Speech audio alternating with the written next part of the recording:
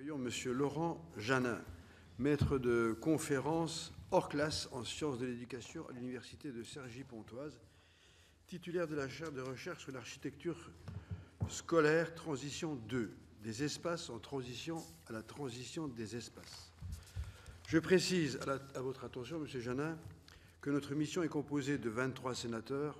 Ça ne se voit pas tout à fait ce soir, mais en général, ils sont tous là. Elle a été créée à l'initiative, c'est très fortement féminisé, elle a été créée à l'initiative du groupe Rassemblement des démocrates progressistes et indépendants. Madame Havet, membre de ce groupe ici présente, en est la rapporteure. Notre objectif est d'évaluer les besoins de rénovation des écoles, collèges et lycées liés à la transition écologique, d'identifier les défis, notamment juridiques et financiers, de cette rénovation pour les collectivités territoriales et d'évaluer l'efficacité de l'accompagnement des décideurs locaux, s'agissant plus particulièrement de l'accès à l'information et à l'expertise. Notre rapport assorti de recommandations devrait être rendu public en juin 2023. Je rappelle que cette audition donnera lieu à un compte-rendu écrit qui sera annexé à notre rapport et que son enregistrement vidéo sera accessible sur le site du Sénat. Monsieur Janin, nous avons besoin d'inscrire notre réflexion dans une perspective historique pour mieux comprendre les enjeux actuels et futurs de la rénovation des bâtiments scolaires. Je vous remercie donc de vous être rendu disponible pour partager avec nous votre expertise. Je vous remercie également de nous avoir adressé des documents extrêmement intéressants en amont de cette audition. Ces documents ont été mis à la disposition des membres de la mission et ne manqueront pas d'éclairer notre réflexion. Avant de vous donner la parole pour présenter vos recherches, notre rapporteur, Nadège Havet, va vous poser une première série de questions. Je rappelle que, pour des raisons liées à des contraintes des uns et des autres, nous devrons avoir fini l'audition pour 19 heures. Merci d'avance. Merci beaucoup, Monsieur Janin. Je m'associe aux remerciements de Monsieur le Président et à sa remarque sur l'importance en fait de la mise en perspective historique de notre sujet. Donc j'ai toute une série de questions. Juste, on accueille nos deux collègues et du coup, on est un peu plus dans la parité parce qu'on plaisantait en fait juste avant que vous ne passiez la porte. Donc, pouvez-vous nous rappeler les grandes étapes de l'histoire de l'architecture scolaire jusqu'à la période récente? Y a-t-il un lien entre la conception architecturale des écoles, collèges et lycées depuis le Jules Ferry et la conception de l'enseignement? En d'autres termes, en quoi l'architecture scolaire est-elle le reflet d'une conception de l'enseignement? Le CNESCO écrivait en 2017 dans un rapport sur la qualité de vie à l'école que pour les nouvelles constructions, les décisions intègrent davantage des considérations environnementales, esthétiques ou financières que la manière dont le bâti scolaire peut envisager les apprentissages et le climat scolaire. Êtes-vous d'accord avec ce constat et d'après vous, est-il toujours d'actualité ? Comment les exigences liées aux nouvelles approches pédagogiques influencent-elles aujourd'hui la conception même des bâtiments scolaires? Et je pense notamment au numérique, mais aussi aux besoins de locaux modulables qui résultent par exemple de l'importance du travail en petits groupes. Quelle est la spécificité des bâtiments scolaires conçus aujourd'hui en accord avec les dernières normes environnementales et en lien avec les méthodes pédagogiques actuelles par rapport au patrimoine scolaire hérité des périodes antérieures? Et pouvez-vous aborder plus particulièrement la question des activités physiques et sportives dans l'architecture scolaire? Je vous remercie. Monsieur le Président, Madame la rapporteure et les membres de la Commission, merci de m'avoir permis de pouvoir expliciter ces travaux de recherche qui ne sont pas toujours faciles à mettre en place puisqu'ils vont être interdisciplinaires, ils vont aborder plusieurs champs de recherche, le champ de l'architecture, le champ social, mais aussi le champ de la santé. Et au travers de cette présentation, que je vais faire assez courte d'une quinzaine de minutes, je vais essayer de répondre à l'ensemble de vos questions en apportant d'abord tout un ensemble d'éléments un peu plus prégnants. Évidemment, et on le sait depuis pour ceux qui se sont intéressés aux problématiques pédagogiques et autres, depuis Freinet et depuis ses premiers écrits en 1964, la question de l'architecture, de l'environnement scolaire et comment il était configuré était déjà posée comme étant une norme importante. En termes aussi de vision un peu plus internationale, Edward Mead, qui était le responsable au niveau anglais de toute l'architecture des bâtiments scolaires anglo-saxons, évoquait déjà dès 1970 que le bâtiment devait être un élément modulaire, adaptable, flexible à des pédagogies actives.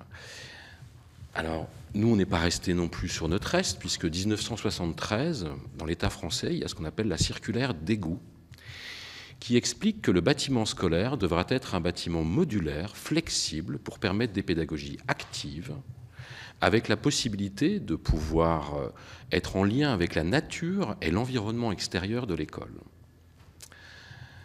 Ça ne vous aura pas échappé, 1973, et en 1975 arrive la loi Haby, la loi des collèges pour tous. Ce qui a conduit, pendant presque une quinzaine d'années, à avoir une massification. Donc on est passé, dans les années 1800, de la maison des écoles, où il y avait des établissements scolaires qui étaient construits à partir de petites maisons. On est allé jusqu'à Jules Ferry, qui ensuite, dès 1892, a commencé à mettre en place les premières bribes de l'architecture scolaire. Alors je rappelle aussi souvent ce qui est en 1892, puisque c'est aussi intéressant de se replonger dans cette histoire. La norme architecturale devait permettre aux enfants de bien voir, bien respirer, bien se déplacer, dans un bâtiment qui devait être garant de la santé des enfants. Ce qui nous a amené après à avoir des courants hygiénistes où, pour travailler contre la tuberculose, on a eu des espaces complètement ouverts parce que la qualité de l'air était l'élément clé de la tuberculose. Très bel exemple en région parisienne avec une école patrimoine mondial de l'UNESCO à Suresnes, qui est une école qui est issue de ce courant hygiéniste. Et il y a quand même un très beau parallèle à faire entre ce qui s'est passé au terme des courants hygiénistes et de la nécessité d'ouvrir et de travailler la qualité de l'air pour lutter contre la tuberculose et ce qu'on a pu vivre il n'y a pas si longtemps de ça avec le Covid, où il a fallu qu'on aère les salles d'établissements scolaires pour essayer de lutter contre les propagations. Et donc, tout cet ensemble d'architecture scolaire, on s'est retrouvé avec la loi Haby, donc la loi Haby 1975, il faut construire.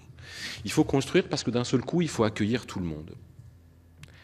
Et donc là, fort de tous les industriels et architectes du moment, il y a eu des méthodologies constructives qui ont permis de livrer des bâtiments scolaires, principalement sur base linéaire. Alors ça va être un peu technique ce que je vais vous dire, mais vous allez vite comprendre pourquoi.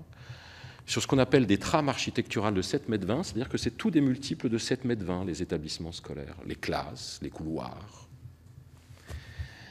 Et en fait, pourquoi c'est cette trame de 7,20 m? Parce qu'en fait, 7,20 m, c'est ce qu'on pouvait mettre sur les camions pour pouvoir les livrer, les matériaux, pour pouvoir construire rapidement, puisque ça devait répondre à une demande où on devait construire rapidement.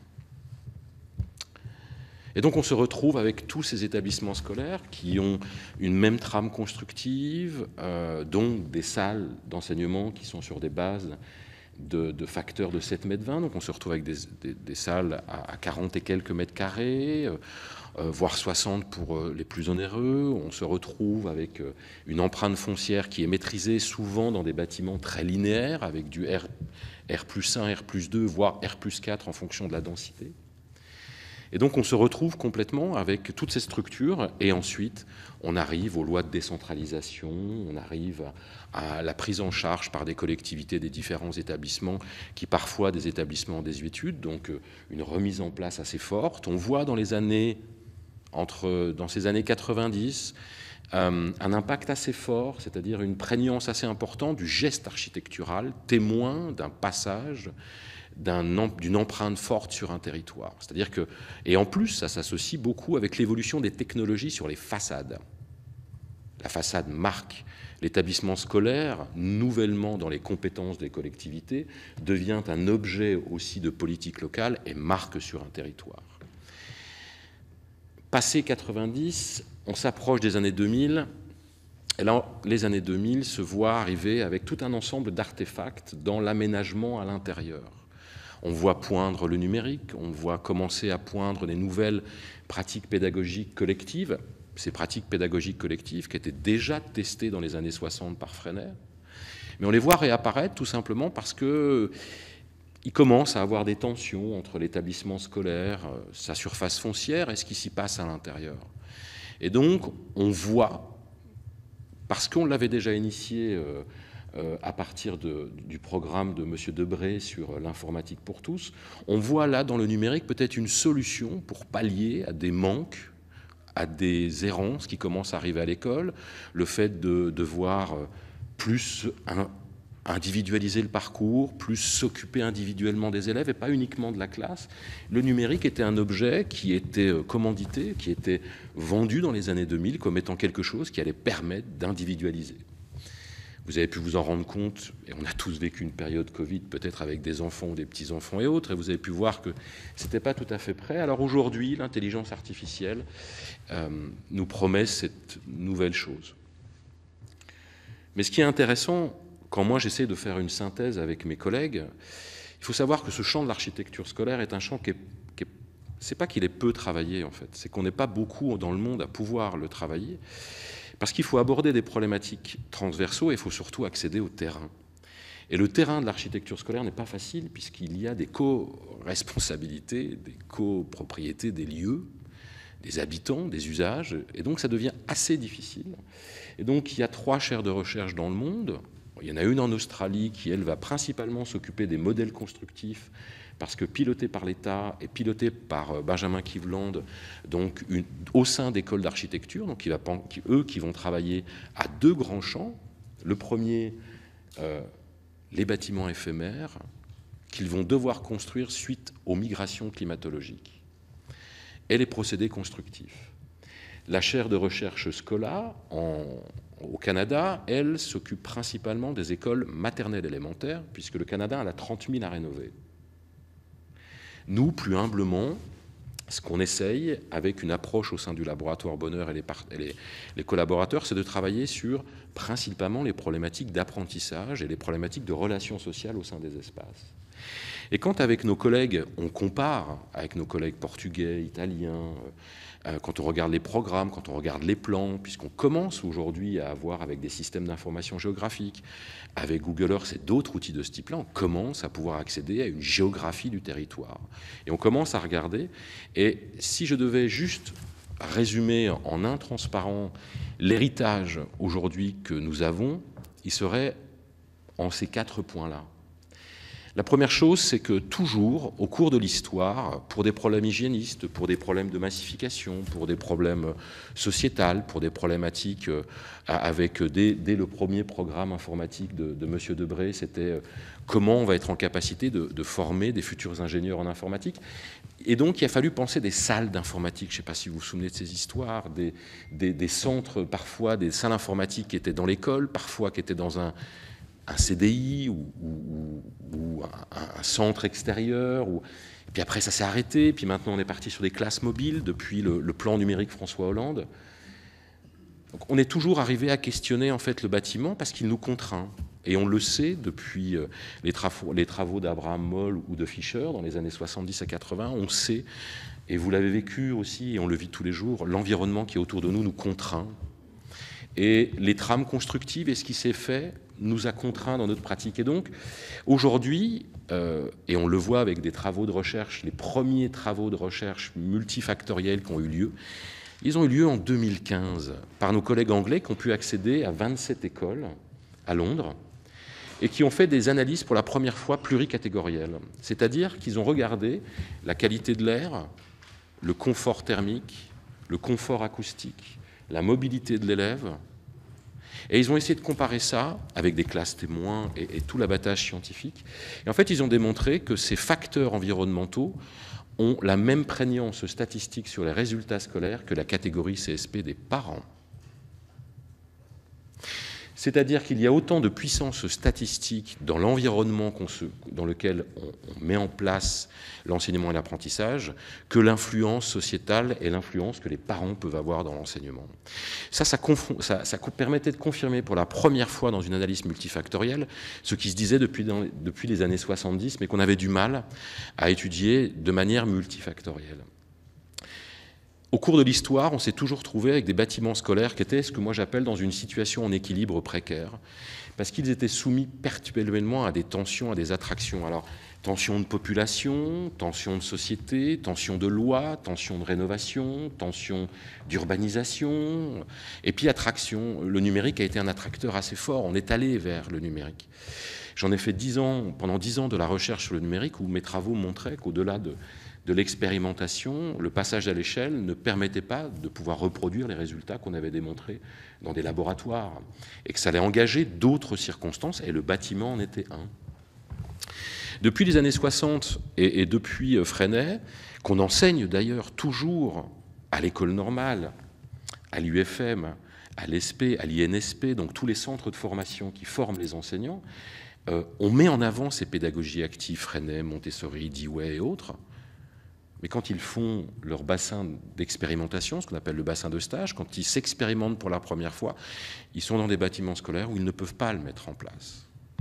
Et donc on est dans une perspective de flexibilité qui est promue internationalement depuis les années 60, et même nous, la France, dès 1973, mais qui se déplace difficilement au-delà de la classe. C'est-à-dire qu'on va mettre des tables et des chaises, on va aménager sa salle de classe, mais le bâtiment en tant que tel, c'est plus compliqué de le travailler, alors qu'on sait que, et les travaux de Barrett et d'autres travaux d'anglo-saxons, qui eux ont un pilotage un peu plus national de cette recherche-là, sont en capacité de nous dire aujourd'hui, oui, ça va avoir un impact très fort. Donc on sort difficilement de la classe, et on le voit.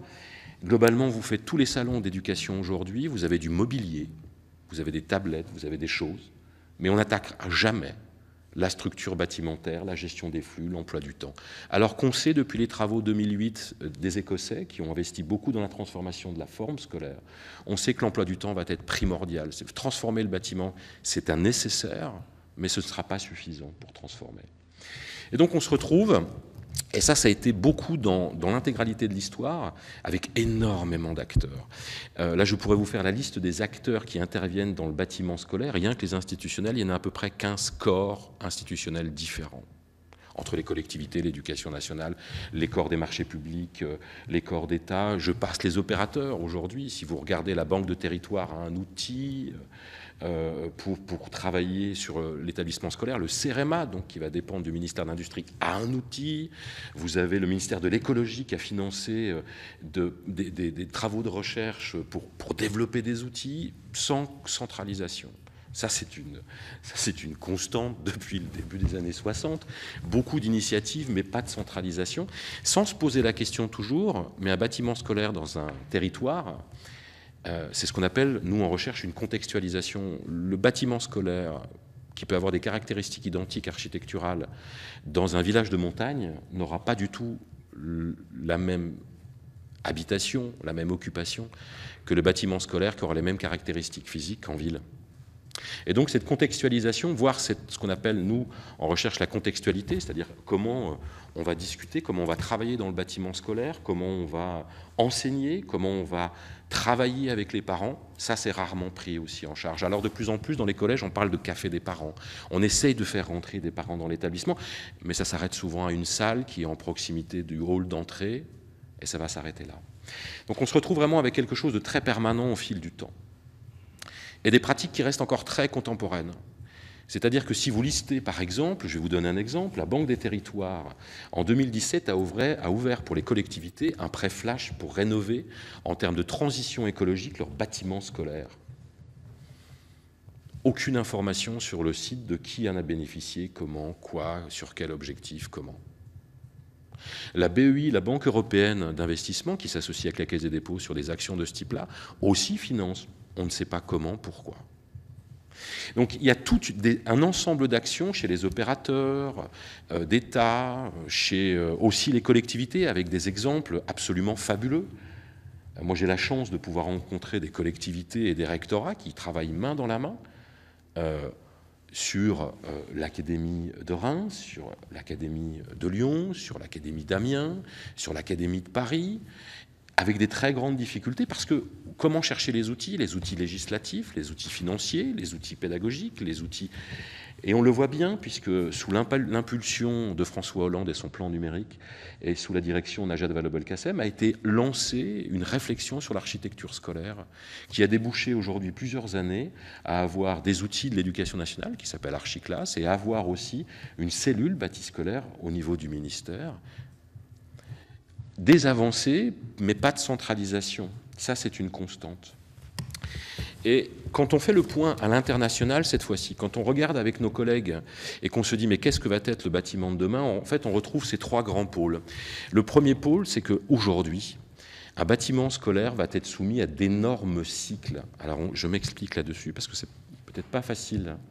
Le premier cycle qu'on appelle le cycle macro, c'est le cycle bâtimentaire. Tous les 40 ans, il a des rénovations majeures, des nouveaux financements. Là, on va passer sur des normes techniques RT 2030, donc on sait qu'on va devoir y passer, des changements climatologiques institutionnels. Par exemple, la réforme de la voie professionnelle a un impact sur les lycées pro. Il va y avoir de l'innovation. Alors, ça, c'est les collègues en économétrie d'innovation qui en parlent mieux que moi. Il y a 3 cycles. Il y a un cycle de Juglar, de Kitschling. En gros, quand une innovation arrive, il faut 3 à 7 ans pour qu'elle commence à arriver dans la sphère publique.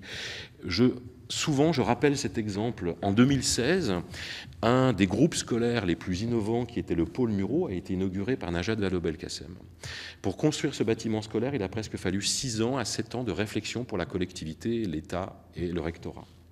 Quand il a été pensé, quand le concours d'architecture a été mis en place, l'iPad n'existait pas. Et en 2016, au moment où le bâtiment scolaire sortait, François Hollande inaugurait son plan numérique d'un iPad dans les collèges. C'est-à-dire qu'entre le moment où l'établissement scolaire et le groupe scolaire a été pensé, construit par des architectes, des programmistes, de la collectivité, on est allé chercher l'argent, on a construit les plans, des outils technologiques n'existaient pas. Quand il est sorti de terre, la politique de l'État était de promouvoir ces outils technologiques dans les espaces d'enseignement. Et donc, ces cycles d'innovation sont des cycles qui deviennent de plus en plus courts. Avant, on avait des cycles industriels qui étaient très longs. Là, maintenant, en 3 ans à 5 ans, vous pouvez avoir quelque chose qui va passer la sphère publique public au sens général du terme, et qui va arriver dans l'espace scolaire. On le voit aujourd'hui avec l'intelligence artificielle, elle existe, ou la réalité virtuelle, ça existe au MIT depuis les années 90, ça n'a jamais percé. Là, actuellement, c'est en train de reprendre un peu du poil de la bête, et on commence à avoir des prémices de choses qui vont arriver dans des écoles, et ça, c'est post-Covid en moins de 2 ans. Ça veut dire que, et évidemment sociétaux. On se retrouve avec des cycles qu'on appelle des cycles méso chez nous. Alors qu'est-ce que c'est que ces cycles méso? C'est tout simplement l'enseignant qui a envie de faire des choses. Tiens, le mois prochain, j'aimerais bien aller à l'extérieur de la ville pour pouvoir faire une visite scolaire, pour aller revoir faire des choses. Ah mince, je suis embêté, il me faudrait un grand espace, mais j'ai pas de grand espace dans mon établissement scolaire. Est-ce que je peux le faire dans le gymnase? Ben non, il est partagé avec l'équipe de volley qui vient de passer en National 1, donc vous n'aurez pas la possibilité de... Et donc, à partir du moment donné où il veut exploiter le patrimoine mobilier de son établissement, de ce qu'il a autour, il est obligé d'avoir des projections sur du long terme pour lui, mais qui est très court pour les cycles des collectivités ou des transformations ou de l'urbanisme. Et ensuite, le micro. Alors, le micro, c'est... vous voyez, c'est quand on arrive dans une salle de classe, il faut qu'on trouve tous les objets disponibles pour qu'on puisse organiser notre salle en îlot et puis travailler. Et puis, quand l'enseignant s'en va, il remet la salle... Voilà, et c'est un nouveau cycle qui repart. Donc vous voyez que le bâtiment scolaire va être soumis à des cycles qui vont être excessivement longs, avec des pressions et des attracteurs terribles. Et d'un côté, avec ses usages, il va être aussi dans une cyclicité, et évidemment, la différence entre des financements des collectivités qui sont basés sur l'année civile, l'année scolaire qui, elle, va être sur la structure éducative, etc. Tout cet ensemble de cycles met le bâtiment, et aujourd'hui encore plus en tension, de par les événements sociétaux qu'on vit, que ce soit les transitions, que ce soit les évolutions démographiques, où les collectivités ont encore moins de vue sur les évolutions démographiques à terme, alors que parfois, quand ils livrent un bâtiment scolaire, elles se sont engagées pour plus de 40 ans. Et donc nous, on arrive aujourd'hui au niveau international à se dire, quand on commence à analyser un peu tout ce qui se passe dans plusieurs travaux de recherche, on se dit, et là on le voit de plus en plus, il faut que le bâtiment soit en développement soutenable, il faut qu'il ait une architecture saine, sécurisante et bienveillante, il faut qu'il retrouve un aspect capacitant, flexible, adaptatif, évolutif et pérenne dans le temps. Alors ça, vous me direz, j'ai strictement rien inventé, c'est ce qui existe depuis les années 70 et qui perdure dans tous les pays. Alors certains arrivent à le faire un peu mieux que nous, d'autres le font carrément moins bien, mais tous aujourd'hui s'accordent à dire, que ce soit des États, que ce soit les guides, par exemple. Le Québec a sorti un très beau ouvrage sur leurs intentions éducatives dans le bâtiment scolaire, ça reprend ces choses-là. L'État français a fait de même avec le bâti scolaire et les consultations multicatégorielles qu'il y a eu.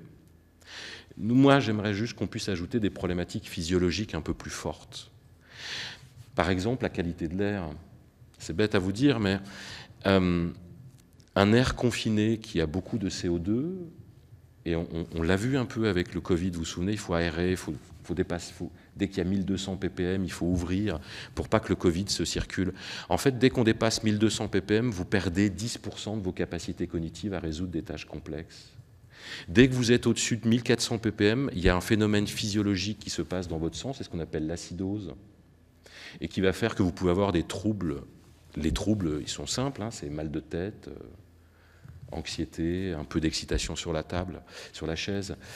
Les anglo-saxons, aujourd'hui, de plus en plus, arrivent à démontrer qu'il peut y avoir des relations causales entre la qualité de l'air et l'environnement avec l'acoustique et l'absentéisme et les taux d'arrêt maladie des enseignants. Donc la qualité de l'air, l'acoustique, la luminosité, la colorimétrie, la thermique, la température. Là maintenant vous voyez bien que plus les années avancent, plus on commence à avoir des problèmes entre est-ce qu'on va faire encore maintenir le bac ou le brevet dans des situations qui vont être compliquées. On voit avec les rapports de mes collègues du GIEC qu'il va y avoir des zones assez rapidement où il va y avoir des événements flash de grande température qui vont être difficiles à maîtriser ou de très faible température. Et le lien avec ce qu'on appelle la biophilie, donc le rapport à la nature. Donc ça, c'est sur quoi est soumis le bâtiment et comment il va devoir être en prenant en compte ces problématiques physiologiques. Alors là, je vous ai probablement rien apporté de plus que ce que vous savez. Par contre, ça, c'est ce sur quoi on essaye, nous, à l'international, avec les collègues en recherche, avec nos États, parfois, avec nos ministères, d'essayer de discuter pour dire... Donc c'est pour ça que je suis absolument heureux de pouvoir être dans cette commission, pour pouvoir en parler auprès d'une mission d'information sénatoriale, parce que c'est ce qu'on essaye de faire, nous. Aujourd'hui, pour l'État français, il n'y a aucune cartographie de l'existant. On n'a aucune idée de dans quel état est le parc immobilier français. Pour votre information, c'est le plus gros parc immobilier français, celui de l'école. C'est plus de 150 millions de mètres carrés, dont nos estimations à nous sont qu'en gros 60% devraient être rénovés. Si on fait juste de la rénovation thermique, c'est 40 milliards. Donc, et on sait que nous, la rénovation thermique, et depuis 2018, on nous alerte chez les collègues de la physico-chimie de l'environnement, puisque les bâtiments individuels ou les bâtiments publics qui ont été rénovés, vous savez, par la rénovation extérieure, et puis ils sont passés d'une énergie F à une énergie A ou B. En fait, on découvre que la qualité de l'air se dégrade dans ces bâtiments et qu'il arrive maintenant des problématiques de santé.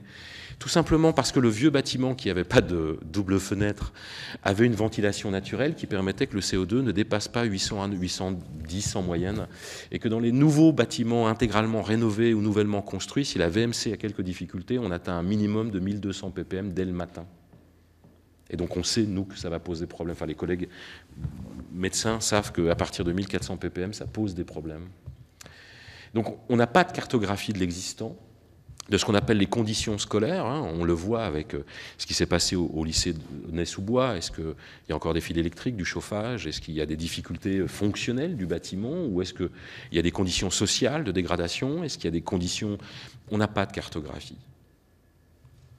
Alors qu'à l'heure du numérique aujourd'hui, certains pays sont en train de faire ce qu'on appelle des jumeaux numériques, c'est-à-dire qu'ils viennent faire un plan numérique 3 dimensions du bâtiment scolaire, ils construisent des bases de données pour pouvoir travailler à la mutualisation d'achat, à une réflexion globale de rénovation, à une étude de quels seraient les bâtiments qui seraient les premiers à être faits.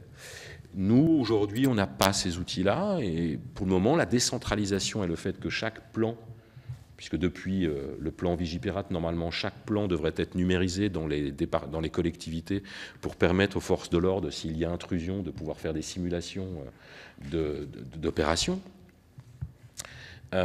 On pourrait avoir cette base de données sécurisée, centralisée, partagée avec le ministère de l'Intérieur et le ministère de l'Écologie, le ministère de l'Éducation nationale et des collectivités. On pourrait avoir ce travail-là. Là, on ne l'a pas.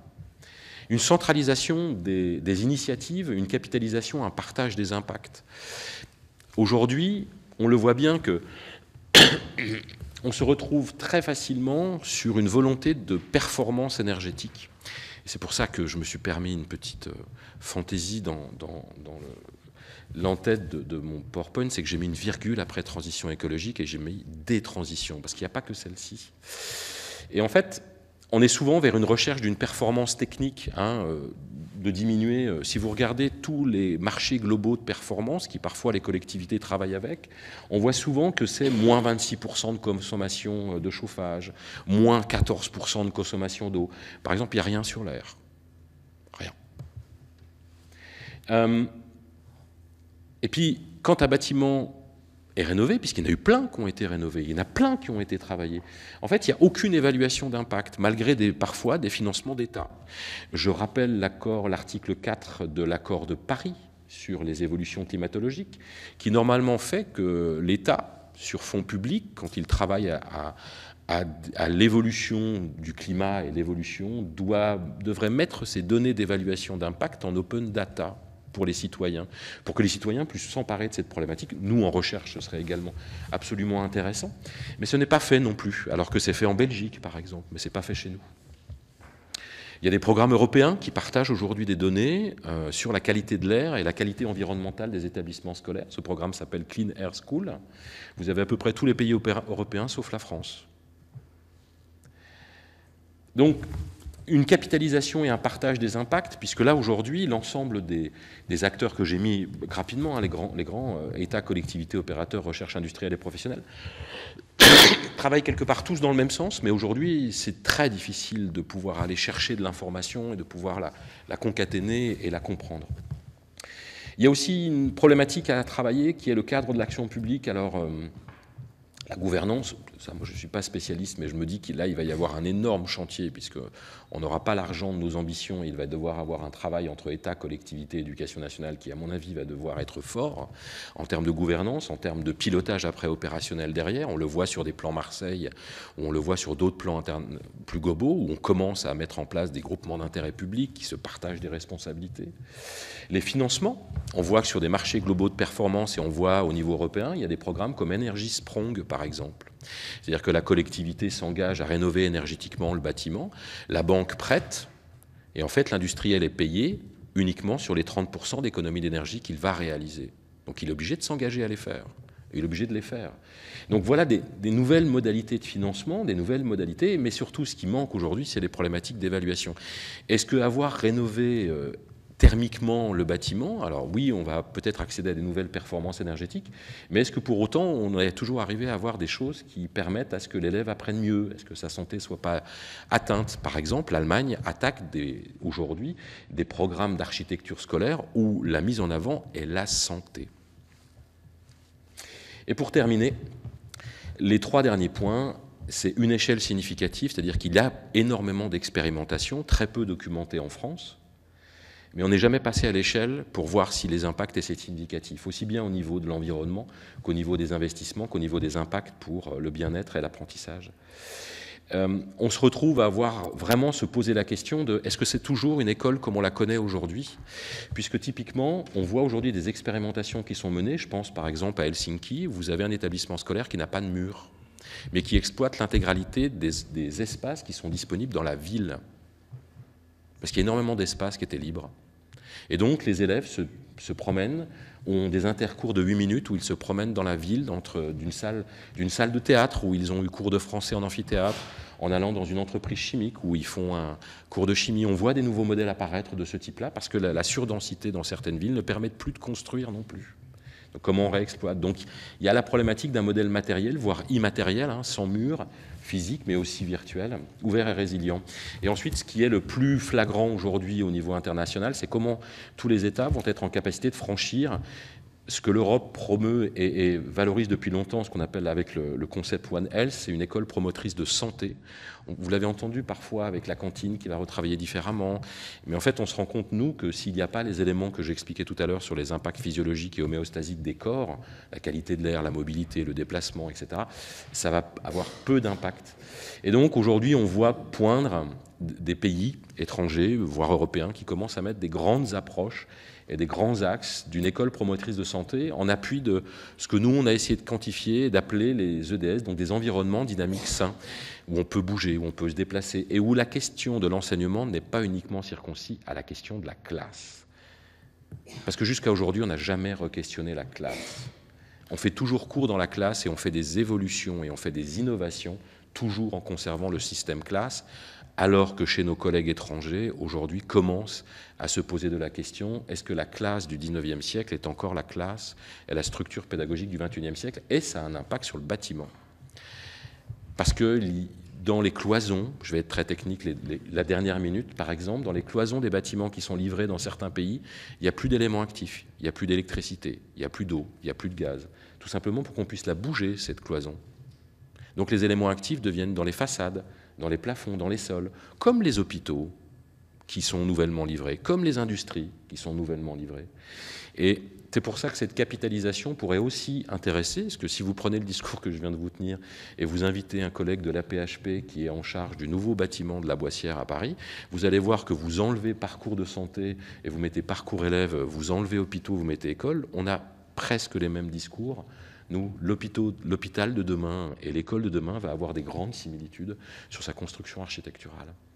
Voilà, j'ai essayé d'être court et je pense que j'ai dépassé, grave erreur de ma part, mais je suis entièrement disponible à toutes vos questions. Vous n'allez pas être puni parce que vous avez dépassé, vous inquiétez pas. Je voudrais juste revenir, moi, sur le programme Energiesprong, parce qu'on nous en a parlé la semaine dernière, mais on ne nous l'a pas présenté tout à fait tel que vous nous l'avez présenté. Alors, donc, du coup, si vous pouvez revenir en quelques mots. Je peux revenir. Alors, l'origine d'Energisprong, et je pense que ce qui est important, c'est aussi que je prenne 30 secondes pour vous expliquer l'origine de ce programme. Ce programme, il est issu des Pays-Bas. Clairement, je vais vous expliquer ce qui s'est passé, parce que ça peut être aussi informatif au niveau des pouvoirs publics. Le Pays-Bas a dit, pour rénover nos HLM, on n'a pas l'argent. On n'a pas l'argent. Mais on a des industriels intelligents et qui vont pouvoir travailler ensemble. Donc on va tous vous réunir autour d'une table. Et on va vous dire, on ne va pas ouvrir 50% des marchés sera pour vous, société d'État. Par contre, voici le deal. Vous avez 8 mois pour nous réfléchir à comment vous allez rénover sur site occupé en garantissant une diminution des dépenses énergétiques de 30%, en permettant à ce que chaque habitant de son appartement rénové va pouvoir rénover sa cuisine avec du matériel tout dernier cri. Et vous allez donner une enveloppe pour que la personne puisse s'approprier ce nouvel espace. 8 mois de travail, les sociétés ont proposé plusieurs scénarios, et là l'État a dit, nous on veut un mélange du A, un mélange du B, un mélange du C. Mais on va vous garantir que vous allez avoir 50% du marché d'État pour rénover les bâtiments, les HLM dans ce sens-là. Et en fait, ça s'est passé comme ça, l'histoire. Après, l'Europe a repris ça, et l'Europe adapte un peu, puisque parfois il y a des marchés qui peuvent être compliqués. Mais une des idées, et qui revient aujourd'hui dans ce qu'on appelle les marchés globaux de performance, c'est la collectivité ne va pas forcément avoir les reins solides pour pouvoir tout prendre en charge, mais l'industrie, si vous êtes en capacité de rénover de manière intelligente, alors vous allez vous payer sur les économies d'énergie qu'on va réussir à faire. Il y a aujourd'hui des programmes qui ont été extraits d'Energisprong, et aujourd'hui ça arrive en France, et vous commencez à avoir des sites internet qui commencent à en parler, puisqu'il y a energisprong.fr qui commence à exister et en parler. Vous commencez à avoir des grands industriels, alors je vais en citer 3, comme ça je ne vais pas me... Donc Léon Gross, Bouygues, Eiffage. Il y a des industriels aujourd'hui qui produisent du bâtiment, et du bâtiment scolaire, du bâtiment public et du bâtiment individuel et particulier, qui commencent à travailler vraiment dans ces problématiques de marchés globaux de performance, où ils sont en capacité aujourd'hui de dire, par le biais des économies d'énergie que vous allez faire, nous, on va pouvoir prendre une partie, parce qu'on va vous les garantir, ces économies d'énergie.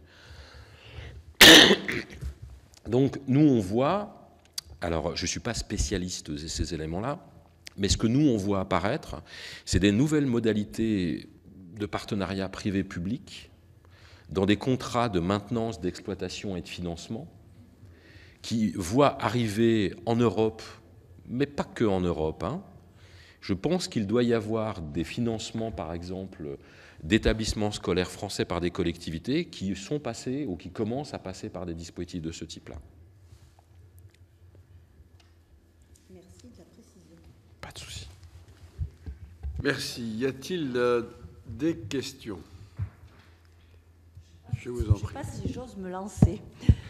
C'était impressionnant ce que vous nous avez dit. Moi, j'étais enseignante longtemps et ça fait du bien d'entendre ce lien que vous faites entre les pédagogies et au fond quelque chose de très matériel qui est la conception même des écoles.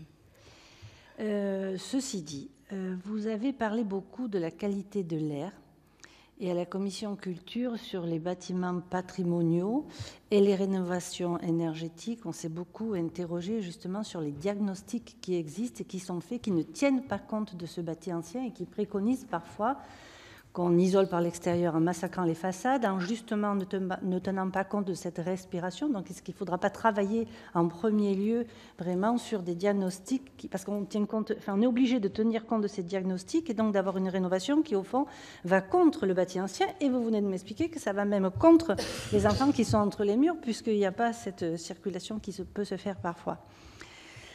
Par rapport à l'ensemble des bâtiments scolaires qui existent à l'heure actuelle, est-ce que vous voyez une différence dans le bâti, dans la qualité du bâti sur la période, sur les bâtiments qui ont été construits sous Ferry par rapport à ceux qui ont été faits pendant les années 70? Quelque chose qui me tracasse beaucoup, est-ce qu'il existe encore des établissements scolaires sur le modèle Bailleron? Voilà. Et est-ce que vous estimez que les spécificités architecturales de chaque période sont suffisamment prises en compte dans les politiques de rénovation énergétique menées à l'heure actuelle? Merci.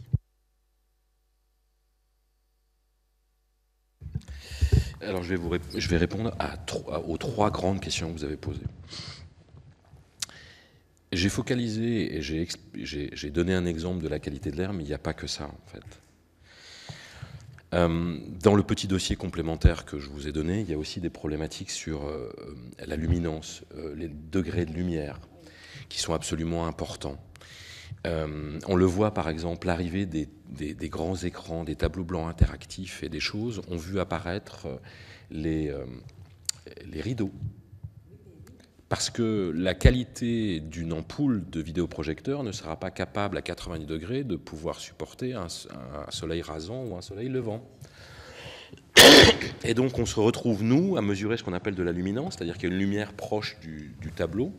Et en fait, les élèves qui sont au fond ont excessivement des grandes difficultés. Un laboratoire de recherche qui s'appelle Lutin avait écrit un rapport en 2011 qui expliquait qu'au-delà de 3 mètres, les élèves avaient des difficultés de pouvoir lire sur des tableaux interactifs ou des grands écrans si la police ne dépassait pas police 32 ou autre. Aucun enseignant écrit dans ces supports une police aussi énorme pour pouvoir supporter. Donc il y a énormément de variables. Toutes les variables homéostasiques que j'ai... je vais réussir peut-être à faire ça. Voilà. Toutes les problématiques de qualité de l'air. On sait que nous, là, tous les facteurs que j'ai évoqués là, la qualité de l'air, l'acoustique, la lumière, la colorimétrie et la partie visuelle, la thermique, l'hygrométrie, donc la qualité d'humidité et autres, et la biophilie, donc le rapport à la nature, soit visuel, soit existant dans, sont des facteurs déterminants. Alors il y en a qui sont plus en moins prégnants, il y en a sur lesquels on a les collègues... alors, vous voyez, la qualité de l'air, ça va être des médecins. et ça va être des physico-chimistes de l'environnement. Donc il faut combler 2 domaines de recherche. L'acoustique, ça va être des acousticiens et des psychoacousticiens. La luminosité, donc là, vous avez autant de champs de recherche qui aujourd'hui, contrairement à mes collègues anglo-saxons, moi-même, j'ai encore jamais réussi à pouvoir avoir l'ouverture dans un établissement scolaire pour pouvoir engager des recherches plurifactorielles comme ça. C'est compliqué. Donc aujourd'hui, on fait état de ce qui se passe à l'étranger. On voit que quand on commence, nous, à mettre des petits capteurs de qualité de l'air, puisque c'est assez facile et on le fait avec des élèves dans des ateliers scientifiques, ils le construisent eux-mêmes, ils le calibrent, etc. Et on voit très rapidement que la qualité de l'air augmente et quand on fait des surventilations, même naturelles, on voit que les élèves ont moins mal à la tête. Donc, mais on ne peut pas le démontrer scientifiquement puisqu'on n'a pas assez accès à ces terrains. L'acoustique, c'est pareil, ne pas entendre dans une salle de classe ou avoir des difficultés, c'est très compliqué. Le Brésil, aujourd'hui, expérimente sur des tables en îlot que l'enseignant ait un petit micro et que chaque petite enceinte augmente de plus 10 décibels, ce qui n'est pas grand-chose. Mais en fait, vous arrivez presque à plus 2, voire plus 3 points de moyenne. Parce que les enfants, on ne sait pas s'ils entendent mieux ou si c'est plus clair, ou si c'est plus audible. Mais on sait et on les connaît, ces éléments-là. Donc, sur la qualité de l'air, il n'y a évidemment pas que ça. Par contre, ce qu'on découvre, nous, depuis 2018, par nos collègues qui sont spécialisés en physico-chimie de l'environnement et de l'air, donc des physiciens et des chimistes de l'air, ils nous disent, attention, le fait de vouloir gagner absolument en énergie, de passer de E ou F à A, attention, vous construisez des aquariums, et ces aquariums, il n'y a pas de ventilation ou très peu, et même de la WMC permet parfois pas de tout. Et donc il faut une législation pour pouvoir le faire. Il faut aussi, comme il y a des indices d'énergie, il faut aussi des indices de qualité de l'air. On le voit bien avec les ASCA qui évaluent la qualité de l'air extérieur. Dans la qualité de l'air intérieur, il y a peu. Est-ce que je vois des différences entre les établissements ferrés et les établissements d'aujourd'hui? Oui. Est-ce qu'ils sont associés à des procédés constructifs qui sont contemporains? Oui. Est-ce que vous avez encore du pailleron? Oui. Il y en a encore plein sur le territoire.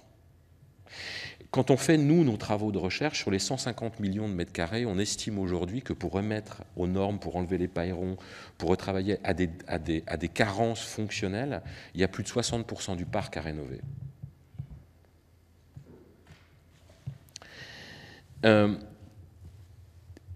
Et ensuite, quand vous évoquez la politique énergétique va avoir un impact absolument important, oui, sur les consommations, la gestion de nos ressources et autres. Et la qualité de l'air, et ce que j'évoquais là, va avoir de l'impact sur la santé et si je peux me permettre ici, je ne serai pas taxé, et de la performance scolaire, au sens large du terme. Quand on voit nos collègues anglo-saxons, nos collègues allemands qui vont œuvrer, et nos collègues canadiens, italiens, portugais, qui vont commencer à œuvrer sur des environnements qui vont être plutôt dynamiques, c'est-à-dire des enfants qui vont aller avec des mobilités douces pour aller à l'école, avec des environnements qui vont être plus ouverts, avec tout un ensemble d'une philosophie anglo-saxonne qu'on appelle nudge, qui va permettre de solliciter les élèves toujours au quotidien, qui va travailler sur les espaces qui font peur aux élèves. Hein. Les sanitaires sont un facteur de stress chez les élèves et de problèmes de santé publique, pour moi, national, et qui n'est très peu abordé. Le fait les couloirs de tous ces collèges des années 70 ou tous ces lycées qui font parfois 200 mètres de long, qui sont parfois avec 2 rangées de classes et qui n'ont pas de lumière naturelle, sont excessivement anxiogènes. Et dans le rapport du CNESO que vous évoquiez en 2017, c'est avec les sanitaires les premiers endroits de crainte et de climat scolaire et de peur de l'établissement scolaire. Merci beaucoup. Avant de laisser la parole à Max, moi j'ai une question. Parce que vous êtes la 3e personne que nous auditionnons, et c'est le 3e chiffre de mètres carrés différents que nous entendons. Est-ce que vous, dans le bâti scolaire que vous évoquez, est-ce que vous intégrez, s'agissant des lycées, l'internat, les bâtiments de restauration? Est-ce que vous intégrez le périscolaire? Parce qu'il faudrait qu'on sache un peu de quoi on parle, pour avoir un périmètre un peu précis, quoi, parce que si vous ne parlez pas de la même chose, on aura du mal à faire un rapport. Quoi. Alors, c'est toute la difficulté de la mesure de ça. Parce qu'en fait, il n'y a rien. Il n'existe rien. Voilà, moi, je vais vous dire exactement comment je fais. Vous avez l'État français Et l'éducation nationale est un des premiers à ouvrir certaines données dans ce qu'on appelle l'open data. Et vous avez un site qui s'appelle opendata.education.gouv.fr et vous avez l'annuaire que des bâtiments publics. Crèche, école élémentaire, école maternelle, école élémentaire, collège, lycées généraux, lycées publics et techniques.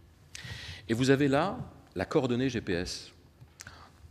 Donc moi, ce que j'ai fait, c'est qu'on a travaillé avec des collègues en système d'information géographique pour essayer de faire une estimation de quel était le parc, puisqu'il n'y a, comme je vous disais, en termes d'observatoire, il n'y a rien. Alors, avec les hôpitaux, quand on fait un peu ce même travail, on arrive avec des collègues et on voit des autres collègues, par exemple, ce qui avant a été arrêté en 2019 par Jean-Michel Blanquer, qui était l'Observatoire de la sécurité des établissements scolaires. Ils estimaient à peu près à 140, 150 millions le public. Quand on met là-dedans les hôpitaux, on arrive à 250 millions. Dans les grandes, peut-être qu'à 20 millions de mètres carrés près, on ne doit pas être trop mal, mais on n'a rien. On n'a rien pour le situer. Il n'y a aucune donnée, ni public, ni même quand on questionne les collectivités autant que telles. C'est très difficile de pouvoir avoir le métrage et ce qu'il y a. Donc nous, on utilise les outils en open data qui existent, les outils de système d'information géographique, et on fait un travail de petite fourmi. On va faire de l'identification d'images, on va faire du mesurage, et puis chaque fois qu'on va dans un vrai établissement, chaque fois qu'un rectorat, qu'une collectivité nous invite, et en fait, avec mon équipe ou moi-même, on est avec nos maîtres et puis on vérifie si on a estimé à combien de mètres différents, la cour, le bâtiment, est-ce qu'on peut avoir accès à des plans. Mais pour le moment, on fait de l'artisanat, oui. Ça va aller, là. Une observation. Personne n'a jamais pensé à interroger, à votre connaissance, les assureurs de ces collectivités qui devraient avoir une vision assez... Parce qu'ils sont comptables aussi, les assurances. Mais la difficulté... Non, mais c'est les collectivités qui déclarent. Enfin... Alors, mais la difficulté de ça, c'est que nous, par exemple, nous en recherche, on n'a aucune légitimité, et eux, ils n'ont aucune... D'accord. Ils ne vont pas nous les donner. Merci. Bien. Merci, M. Janer, pour un certain nombre des éclairages que vous apportez, des réflexions que vous ouvrez. Comme historien, j'ai quelques difficultés à ce que vous avez dit sur l'impact de la loi Abi. L'essentiel de la massification a eu lieu quand même déjà avant. Les CEG, les CES sont menés bien avant la loi Abi et le développement des collèges uniformes est bien antérieur à la loi Abi. Mais on ne va pas faire une querelle d'historiens sur le sujet. Comme j'ai beaucoup de difficultés avec ce que vous avez dit en tant qu'élu qui a été longtemps en charge des collèges dans son département.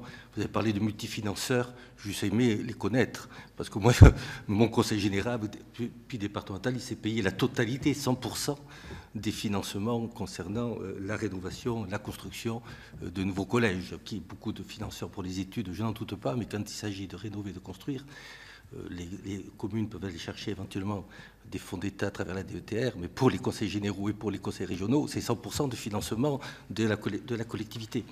Et quand on voit l'état dans lequel se situait le parc scolaire des lycées et des collèges, quand les collectivités en ont pris la charge, l'État est mal placé pour donner des leçons. Et quand vous dites que les collectivités n'ont pas d'outils de prévision, il en a beaucoup plus, me semble-t-il, à travers les nombreuses études qu'elles peuvent commander aux agences d'urbanisme, par exemple, que l'éducation nationale. Et qu'on voit que l'éducation nationale continue de manier la carte scolaire avec des règles calculées de la Troisième République, en fermant des postes chaque année, quelles que soient d'ailleurs les évolutions prévisionnelles en matière d'habitat que les élus disposent parfaitement. Je me demande quand même aujourd'hui où se trouvent ceux qui cherchent à être dans la prévision et dans la prospective et ceux qui sont dans des gestions qui sentent bon la Quatrième République. Une fois que je vous ai dit ça, j'ai envie de porter la réflexion sur un point différent. Vous avez fait des comparaisons européennes, mais en oubliant de nous dire que la plupart des systèmes européens sont des systèmes soit décentralisés, soit qui n'ont même jamais été centralisés, où les provinces, les cantons, les länders, les autonomies jouent un rôle majeur. Et la plupart de ces pays ont aussi des autonomies d'établissement considérables. Et il me semble que dans les réflexions, ça manque un petit peu, parce que quand on fait des comparaisons avec notre système hyper centralisé, très centralisé, et où l'éducation nationale est vécue comme un des éléments régaliens, et les pays avec lesquels on compare, il me semble qu'il y a un hiatus dans la comparaison, parce qu'on oublie de dire que la grande autonomie des établissements et que l'essentiel des compétences scolaires sont des compétences décentralisées, voire même qui n'ont en fait jamais été centralisées à l'État au niveau national.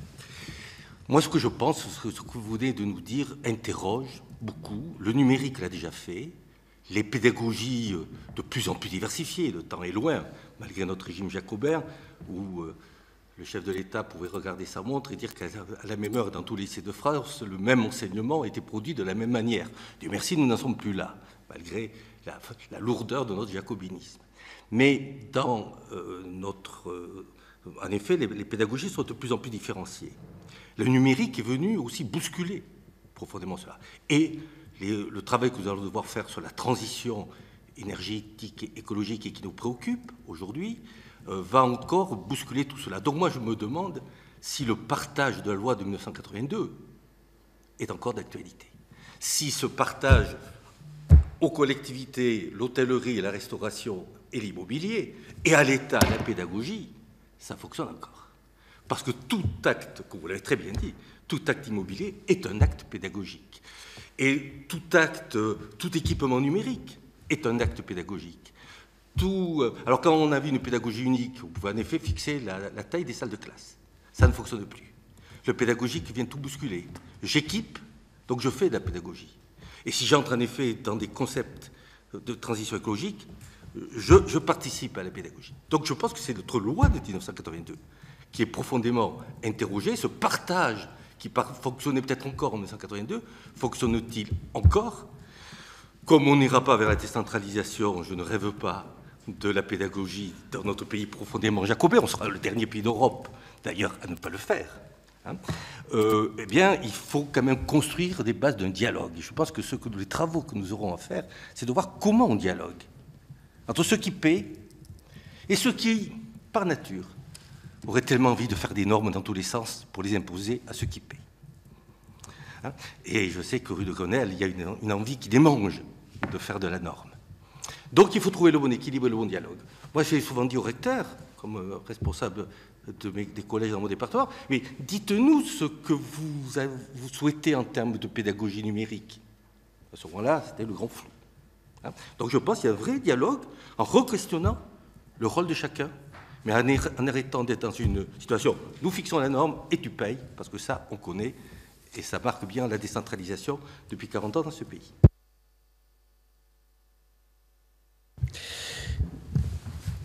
Merci de m'avoir posé cette question, parce que c'est un sujet que je n'avais pas abordé du tout dans la présentation. Et le partage des responsabilités et le partage des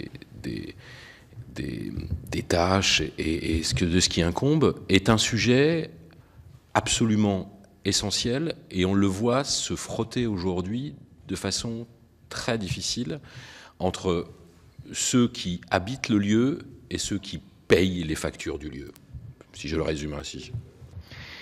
Et sous ce mandat politique, il y a pour la première fois de l'histoire de la Ve République en éducation un programme qui s'appelle l'IFS, donc un plan d'investissement sur la forme scolaire sur lequel a été mis 250 millions d'euros sur le plan de relance sur la table, pour justement évoquer ce que vous êtes en train de dire, c'est-à-dire de travailler sur les alliances territoriales et de se dire, OK, collectivité, rectorat, et en gros, il y a une triangulaire autour de la table, voire plus. Mais il y a une triangulaire de base, collectivité, rectorat, acteurs associatifs, acteurs périscolaires, acteurs autres, vous êtes communauté éducative au sens très large. Et puis derrière, c'est un laboratoire de recherche qui doit évaluer ce qui se passe et l'impact de ce qui s'est passé. On est vraiment aux prémices, puisque le premier, l'appel à manifestation d'intérêt s'est terminé, il y a eu 2 appels. Le premier a apporté 8 lauréats. J'ai eu la chance de pouvoir être faisant partie des consortiums qui ont été lauréats, et donc travaillant aujourd'hui dans cet interstice où il y a, et vous avez raison, absolument, d'abord déjà, pas des explications de texte, mais comprendre quel est le langage de chacun et de comprendre quel va être l'impact de chacun. Un investissement, comme vous évoquiez dans la collectivité, et parfois des collègues enseignants qui disaient « mais l'archi et la collectivité a mal fait ». Non, vous ne comprenez pas comment le système fonctionne aujourd'hui. Les programmations, les schémas de programmation, les schémas de marché public, parfois les schémas d'occupation des lieux par les enseignants, les schémas aussi de postes, de circulation des postes, les projets éducatifs, les transformations que l'État demande aux collectivités et autres, le numérique qui est venu bousculer et les plans numériques François Hollande avec les tablettes dans les collèges a assez facilement et assez fortement bousculé ces éléments-là. Et je suis d'accord avec vous, il manque cet espace et ce média de dialogue et qui, je l'espère, au travers du plan là sur la forme scolaire, donc premier appel terminé, deuxième appel, ceux qui auront la chance d'aller à l'oral pour se faire sélectionner vont se connaître au mois de mars et on connaîtra au mois de juin les nouveaux lauréats. Et donc il y aura sur le territoire plusieurs expérimentations d'alliances territoriales nouvelles. Ça, moi j'en suis très heureux. Là où ça m'embête un peu plus, moi, je vais un peu pareil, je pense je vais aussi dans votre sens. Moi, ce qui m'embête un peu plus, c'est comment on va évaluer l'impact et comment on va être en capacité de dupliquer ou pas et de prendre en compte des bonnes pratiques ou des mauvaises pratiques de ce qui s'est passé dans ces alliances territoriales. Parce que les collectivités, il y a des collectivités, le rectorat, il y en a qui jouent le jeu et qui sont d'accord, comme vous le disiez, main dans la main, donnant, je veux bien investir. Mais quelle est votre pédagogie? Et inversement, je veux bien développer des pédagogies qui vont permettre de faire des retours à l'emploi ou du bilinguisme ou autre sur un territoire. Et comment je le travaille?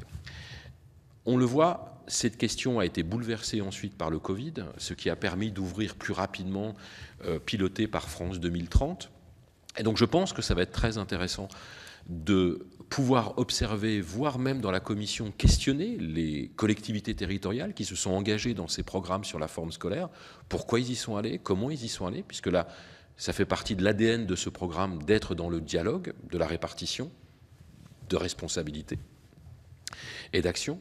Et ensuite, ce qui va être intéressant, c'est de voir par le pilotage par France 2030 comment l'évaluation en surplomb de l'intégralité des dépenses de ces 250 millions vont être des choses qui vont permettre d'alimenter la réflexion et la question que vous venez de me poser, dans laquelle, pour le moment, je peux juste vous répondre que il y a des programmes.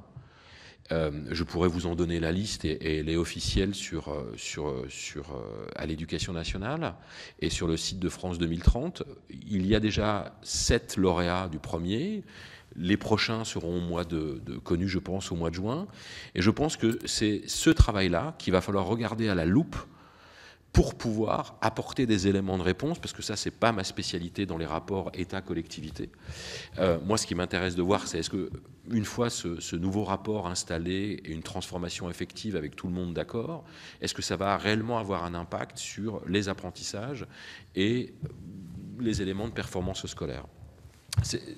Donc, je ne vous apporte pas une vraie réponse, mais je vous apporte un élément, peut-être, qui est dans le spectre aujourd'hui des programmes de recherche, développement et d'analyse territoriaux. C'est ces programmes sur la forme scolaire et les 250 millions qui ont été mis pour ces programmes par le biais de l'exécutif sur du plan de relance pour travailler sur ces nouvelles alliances territoriales. Merci. Donc, pour résumer, vous avez évoqué toutes les interactions, c'est-à-dire qu'il faut prendre l'environnement global du bâtiment scolaire au même niveau que la CSP parce que ça a autant d'influence.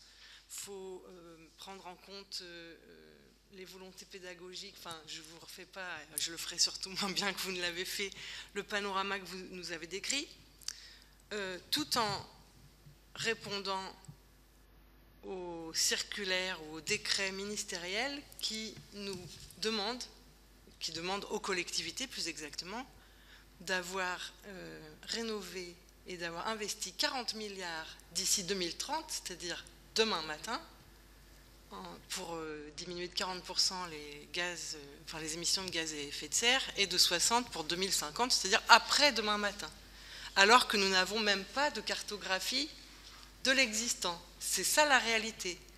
Donc j'ose pas vous demander si vous deviez faire, si j'étais présidente de la région au hasard Normandie, que je devais construire un lycée en Vallée de l'Eure parce qu'actuellement les jeunes ils font 2 heures de car pour aller au lycée le plus proche et que je vous demandais de faire le programme de ce lycée, je suis sûre que vous y arriveriez, mais en tout cas moi je n'y arriverai pas et je pense qu'on risque de se jeter sur une rénovation énergétique parce qu'on nous dit que, et je ne suis pas une climato-sceptique, hein, il y a vraiment des urgences, on nous dit qu'il faut faire ça très vite sans avoir vraiment envisagé la globalité du problème, et y compris en pouvant nous dire dans quelques années, ah bah c'est super, on a fait une belle enveloppe bien hermétique, mais nos gamins ils respirent super mal dedans et ils ont mal au crâne au bout de 2 heures de cours, quoi.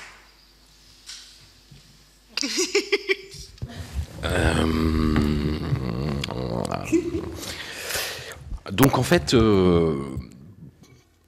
oui et non. Parce qu'aujourd'hui, je trouve qu'il peut y avoir des outils d'État, et je trouve qu'il peut y avoir des expérimentations extérieures qu'un État comme le nôtre pourrait se permettre, mais qu'il va falloir oser. Premier exemple, l'approche chilienne de l'architecture, Elemental. Qu'est-ce que c'est? C'est de livrer un bâtiment public pas forcément terminé. Et qu'au moment où on coupe le cordon, il y ait tous les éléments dans un accord plurilatéral pour savoir tout ce qui est bien dedans, tout ce qui est sécuritaire, etc. N'empêche que les cloisons, l'occupation d'espace, etc. n'est pas terminée. Et en fait, c'est par les usages que commence à se déterminer comment on s'approprie le lieu. Il y a d'autres outils législatifs dans l'État français. Le permis de faire, responsable de collectivité, vous connaissez ce petit objet qui est le permis de faire. C'est que quand vous livrez un bâtiment qui doit avoir l'accessibilité pour des personnes en situation de handicap, vous avez le droit pendant les 2 premières années à ne pas le livrer terminé et qu'il puisse être testé par des personnes en situation de handicap. Ce qui, moi, me pose le plus problème et qui va vous poser le plus problème en collectivité, c'est que vous allez devoir investir sur 40 ans des transformations, rénovations énergétiques qui vont être importantes, sans avoir derrière d'abord la garantie que ce bâtiment va correspondre aux besoins dans 20 ans en termes de démographie et autres. Le niveau de la connaissance scientifique aujourd'hui est assez pluricatégoriel et on ne peut pas uniquement se centrer sur des problématiques d'énergie, même si elles sont très importantes en termes d'épuisement des ressources, des coûts directs, indirects, etc. Là, on est d'accord. Mais derrière, créer des aquariums pour diminuer l'effet peut, à terme, avoir des impacts qu'on ne peut pas encore mesurer aujourd'hui. Quand votre collègue me posait la question des paillerons, quand on a construit des paillerons, c'était la meilleure réponse industrielle du moment. C'était exactement ce que tous les industriels, dans la pression qui était, dans ce qui était fait, ça faisait partie des meilleures réponses industrielles. Là, aujourd'hui, on est dans des perspectives qui vont être exactement les mêmes. Et vous évoquiez un lycée, et moi je vais rebondir aussi sur la question de monsieur. Je vais aller un peu plus loin. Quand je vous parlais de l'exemple d'Helsinki et ce qui se passe chez nos pays nordiques, la question de la responsabilité État-collectivité, elle est posée. Mais les pays nordiques vont un peu plus loin en disant, est-ce qu'on ne pourrait pas poser la question du patrimoine mobilier public dans son ensemble? C'est-à-dire que le collège, le lycée, l'école élémentaire maternelle, c'est tout un même ensemble, avec parfois des responsabilités qui ne sont plus ni à la mairie, ni au département, ni à la région, si je fais le parallèle. Et donc peut-être que ce lycée que vous devriez construire assez rapidement, peut-être qu'il peut être aussi repartagé avec des collègues d'un collège autre, qui peut être transformé, et qu'une analyse de l'existant au niveau des bâtiments public serait absolument assez essentiel. Donc, alors, je serais embêté, oui et non. Puisque je ferais comme les collègues, quelque part, qui construisent aujourd'hui des industries qu'ils appellent des entreprises ou des industries du futur, ou alors les hôpitaux du futur. En fait, je ferais une architecture absolument modulaire sur des définitions architecturales poteau-poutre, c'est-à-dire que c'est le sol qui est porteur, le plafond, les éléments techniques dans les façades ou alors au plafond, avec la volonté d'une gestion des ressources les plus maîtrisées possibles avec l'outil qu'on appelle la GTB, la gestion technique de bâtiment, et que je partagerai avec l'intégralité des citoyens et des autres membres de la collectivité, départements réunis. Et puis en disant, dans l'état de la connaissance et dans l'état industriel, je peux faire ça aujourd'hui. La seule chose dont on est sûr, c'est que pour faire des pédagogies actives ou nouvelles, comme évoquait monsieur avec le numérique ou pas le numérique, l'arrivée des groupes, comme évoquait madame dans les questions, etc., la persistance qu'il y a, c'est qu'il faut plus de mètres carrés. C'est-à-dire que quand vous avez 30 élèves en rang d'autobus dans une salle de classe de 50 mètres carrés et que vous commencez à faire des groupes, en fait, l'empreinte foncière des élèves et des groupes est plus grande. Et donc, ils vont devoir sortir et d'aller parfois dans les couloirs, ce que les anglo-saxons sont en train d'investiguer parce qu'ils appellent des learning corridors. C'est-à-dire qu'ils commencent à voir, le couloir va devenir un espace d'apprentissage. Monsieur Janin, merci. Si vous pouviez avoir des réponses un tout petit peu plus courtes, parce qu'on n'ira pas au terme des demandes des uns des autres. Il y a une question. Pas la question, mais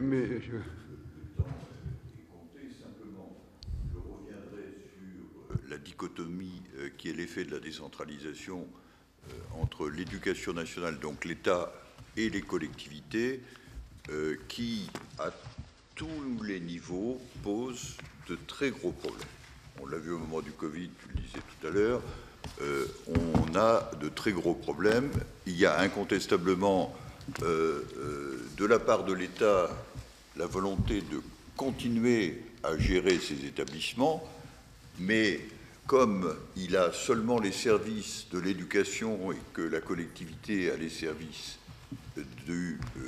qui doivent permettre de faire fonctionner les cuisines, l'entretien, etc., on a des problèmes permanents. Donc, je crois que ça sera, dans notre réflexion, ça sera sans doute un élément premier à aborder.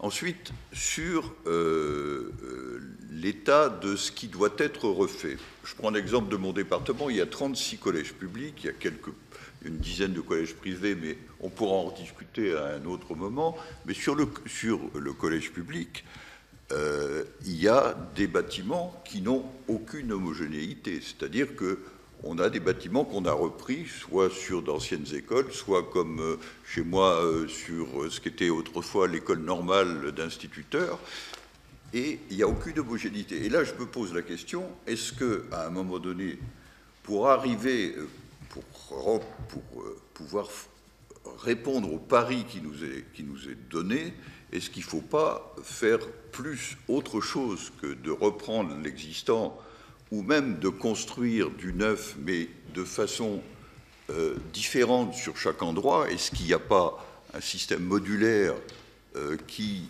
permettrait, dans une logique beaucoup plus pragmatique, et ça coûterait à mon avis beaucoup moins cher, de trouver des terrains et de mettre des collèges ou des lycées sur des terrains neufs? Et je sais que c'est très difficile, parce que dans chaque collectivité concernée, il y a un attachement à tel ou tel établissement, au lieu, au centre-ville, etc.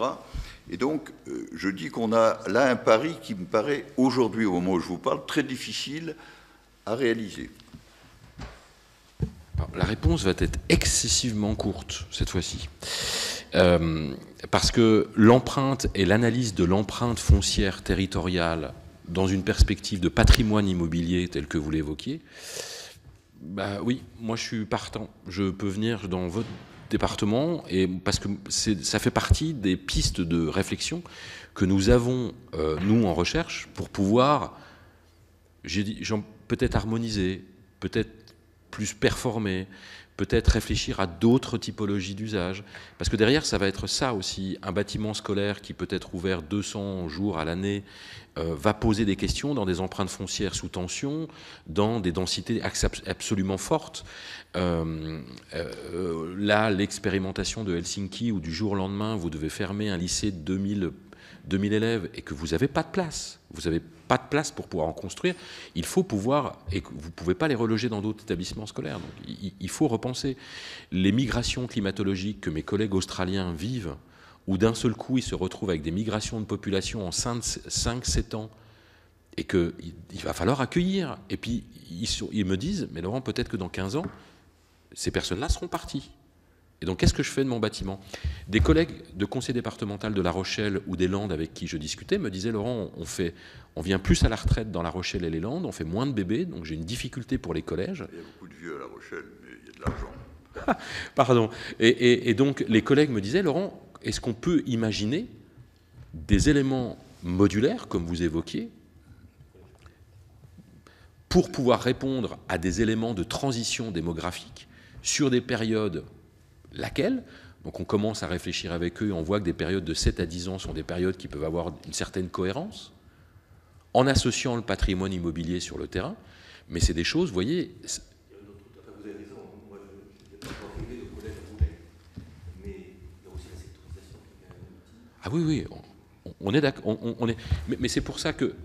La sectorisation, c'est pour ça que j'évoquais cette question-là, de la cartographie de l'existant en envisageant la problématique d'un patrimoine mobilier, en envisageant des problématiques de flux.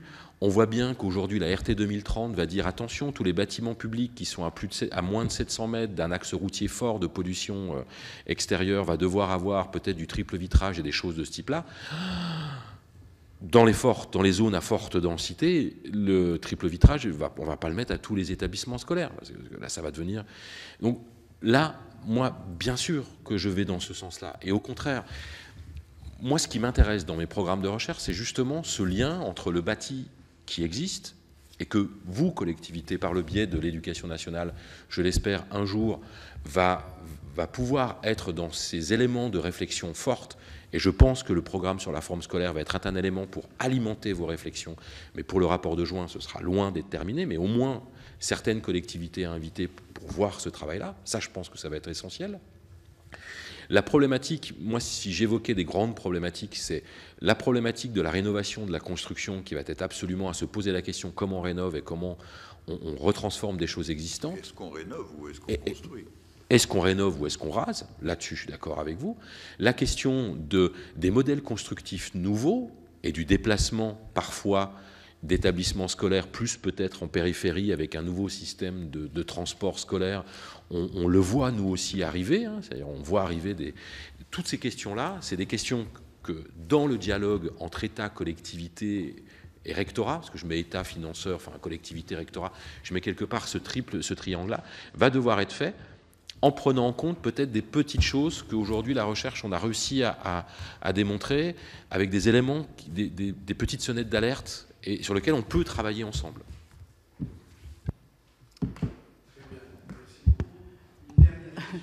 Dernière question très, très courte. Moi, je voudrais revenir sur le bâti neuf.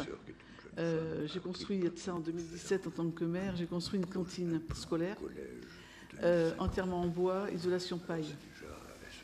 Certes, aujourd'hui, on ne la chauffe pas, même en plein hiver, donc c'est extraordinaire.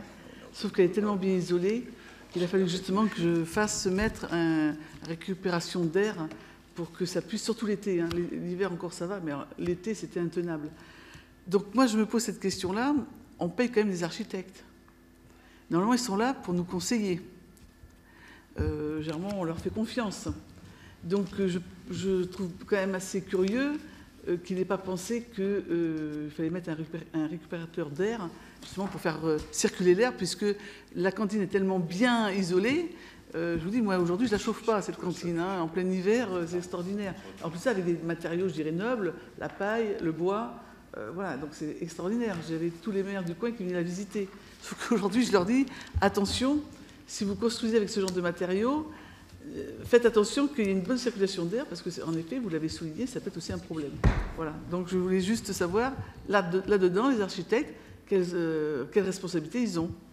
Et comme elle a été courte, je rajoute un élément, juste parce que chacun sait que le financement, ça sera un des éléments déterminants de la réussite de cette mission ou pas, comme d'ailleurs dans bien d'autres domaines. Je veux savoir ce que vous pensiez, vous, du partenariat public-privé. Parce que je me souviens d'une époque où ce partenariat avait mauvaise presse, parce que quantité de régions notamment, qui avaient construit des lycées avec, en recourant à ce dispositif, l'avaient regretté, puisque les conditions étaient totalement déséquilibrées au détriment des collectivités. Je veux savoir ce que vous en pensiez. Est-ce que vous avez plutôt une image positive de cette possibilité? Alors, je vais répondre aux deux choses. La première chose, je ne peux pas répondre pour mes collègues archi, mais les modèles qui permettent, leurs modèles mathématiques, qui leur permettent de faire des simulations des consommations d'air, des consommations énergétiques et autres, doit être excessivement précis. Et le problème, c'est que parfois, ces modèles mathématiques partent de base que les portes, par exemple, sont fermées pour pouvoir conserver la température et la chaleur, alors que dans des établissements scolaires, les portes s'ouvrent, en fait, pour que les enfants circulent. Donc, ça, ce sera à poser la question à l'ordre des archis, parce que ça, moi, je ne peux pas y répondre. Mais je vois bien la difficulté, quand je travaille avec des architectes et des collectivités, à pouvoir modéliser réellement l'efficience sur du court, du moyen, du long terme, dans des modèles mathématiques qui doivent être maintenant aujourd'hui tellement précis, tellement fins, qui n'étaient pas demandés encore 20 ans de ça. Et que c'est aussi une transition numérique, eux, qu'ils doivent avoir au sens modélisation des données et modèles de plus en plus performants pour analyser et anticiper, qui, à mon avis, ne doit pas être un métier facile. Et ça, je comprends. Et ensuite, pour répondre à la question sur les PPP, c'est comme tout un contrat, en fait. C'est la définition même des clauses du contrat qui sont importantes.